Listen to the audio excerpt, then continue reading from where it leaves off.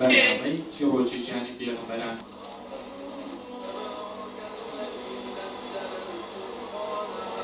ڕادیۆی گزنگ دەنجێت بۆ ئارامی و جوانی ئاچی نەڵێی نابینام من لەم جیهانە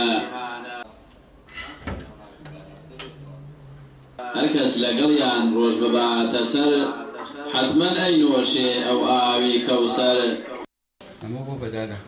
بەناوی خۆی گەورە و میهرەبان، من ناوم هەڤاڵ ئیسماعیل محەممەد ئەمینە لە شاری کەلار لە دەڤەری گەرمیان. خاوەنی ڕادیۆی گزنگم یاکۆ بەرپرسی ڕادیۆی گزنگم، ڕادیۆی گزنگ دەنگی نابینایی لە گەرمیان. ئەم ڕادیۆیە شایانی باسە لە ساڵی 2015 بوو لە 16/5. هەر پێشەوە بیرم کردەوە ئەنجا نابینا بە شێوەیەکی گشتی حەزی لە ئەجیزە و ئەو شتانەیە بە شێوەیەکی عام کە زۆر بەمانوانی تر منیش خۆی گەورە بەهرەیەکی پێبەخشیم و ئیتر منیش حەزم کردم بەهرە لە ڕێگەی خێر و چاکەدا چ لە پێناو دینە چ لە پێناوی نابینایان پاشان بیکەم. بۆیە لە سەرەتاوە ڕادیۆیەکی دەست کردم دروست کرد، تقریبا 70-80 وات بوو بۆ دەوروبەری کەلار و کەم ئەلچوو. ناو کەلار یەگرتەوە دەوروبەری تر پاشان بە هاوکاری دووسێ مسلمان ئیتر کەمێک هاوکاریان کردم کە توانی مەرحەلەیەکی تر ببڕم بیدەم بە جیازێکی پەخش کە تازە واتە شەریکە بێ. ئیتر بۆیە لە 16/5 دەستم کرد بە دانانی ڕادیۆکە و بۆ ماوەی 5 ساڵە ئەوە تقریبا 5 ساڵە بەردەوامم خۆم بە تەنیا وەکو بەڕێوبەر وەکو بەڕێو یعنی ئیشی ڕۆژانە بەیانی تایەوارە خۆم بە تەنیام، بەڵام نابینایی ترم لەگەڵایە بۆ پێشکەشکردنی بەرنامەکان.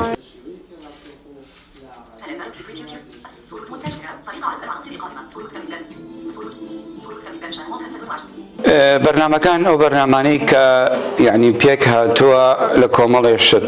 یەکەم بواری ئاینیە، بواری زانستیە، بواری سەحی و تەندروستیە و لەگەڵ هەندێک سرودی نابینانی خۆمان و نابینایی شوێنەکانی ترە و هەندێک سرودی ترە و شعرە و ئیتر پێک هاتووە لەم بابەتە هەمە ڕەنگانە. لە ڕۆژێکی کەدا لە بەرنامەیەکی کەدا هاتمەوە خزمەتتان لە بەرنامەی دیاری گزنگ. سەرکەوتوو کاک عەبدولعەزیز وەرمانگی دەسوودەم بخۆش بێت.